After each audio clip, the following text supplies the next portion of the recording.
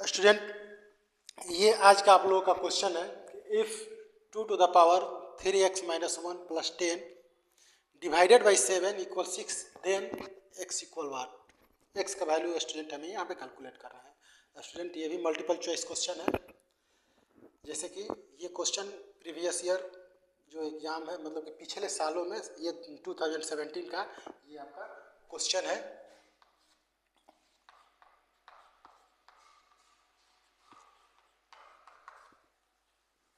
उसी पेपर से ये लिया गया क्वेश्चन है। स्टूडेंट ये भी मल्टीपल चॉइस क्वेश्चन है। मल्टीपल चॉइस क्वेश्चन या जब भी हम इस लेवल के कोई कॉम्पिटिटिव एग्जाम देते हैं तो उसमें जो भी क्वेश्चन आ रहे हैं वो सभी के सभी मल्टीपल चॉइस क्वेश्चन ही मिलेंगे लगभग।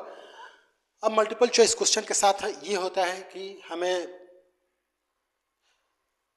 ज़्यादा स्पेस नहीं मिलता है उसको करने के लिए। रफ करना भी है तो थोड़ा सा स्पेस मिलता है, तो थोड़े से स्पेस में हमें एक्यूरेसी के साथ करना होता है।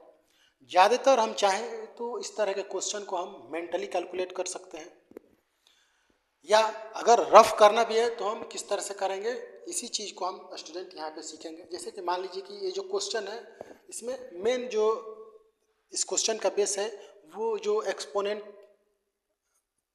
जो कॉन्सेप्ट है वही इसमें मेन है। जैसे कि यहाँ पर अगर हम देखें, अब स्टूडेंट अगर इस क्वेश्चन को करना है तो हम रफ में किस तरह से कर सकते हैं। तो जैसे यहाँ पे ये आप दिया गया है कि 7 डिवीजन में है, इसको डायरेक्ट हम इधर ट्रांसपोज करते हैं तो इसका साइन चेंज हो जाएगा।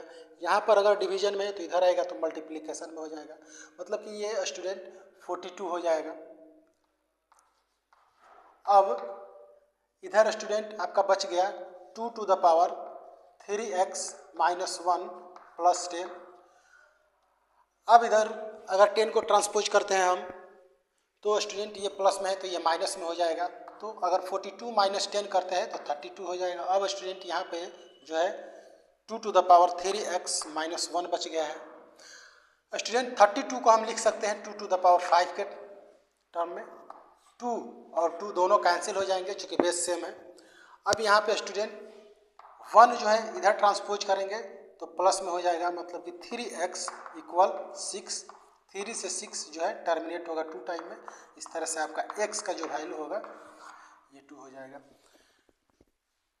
स्टूडेंट ये वाला जो जितने भी प्रोसेस हम लोग किए, यहाँ पे आसानी से हम समझ सकते हैं कि इसको हम इस क्वेश्चन को देख के इसको मेंटली भी कैलकुलेट करके हम अपना जो ऑप्शन है उसको जज कर सकते हैं बहुत आसानी से, बशर्ते क्वेश्चन जो है, जो भी क्वेश्चंस हमें मिल रहे हैं उस क्वेश्चन के बेस पे हमारा प्रैक्टिस जो हो वो बहुत ही टफ होना चाहिए। इसलिए आपको अगर अपना जो एग्ज़ाम है उसको क्रैक करना है तो इसके लिए आपको मतलब कि बहुत हाई लेवल पे प्रैक्टिस करना होगा। अगर हाई लेवल पर प्रैक्टिस करेंगे तो इससे ये होगा कि आपका कॉन्सेप्ट में सुधार होगा।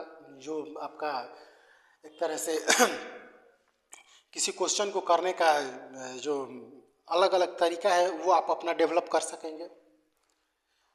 प्रैक्टिस करने से ये होगा कि हर एक तरह के कॉन्सेप्ट पे कमांड होगा।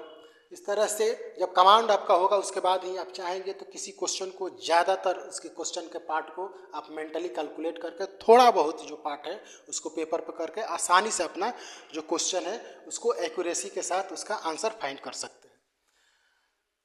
इस तरह से स्टूडेंट हम अपने चैनल पे आप लोगों के लिए ठीक इसी मतलब कि तरीका के जो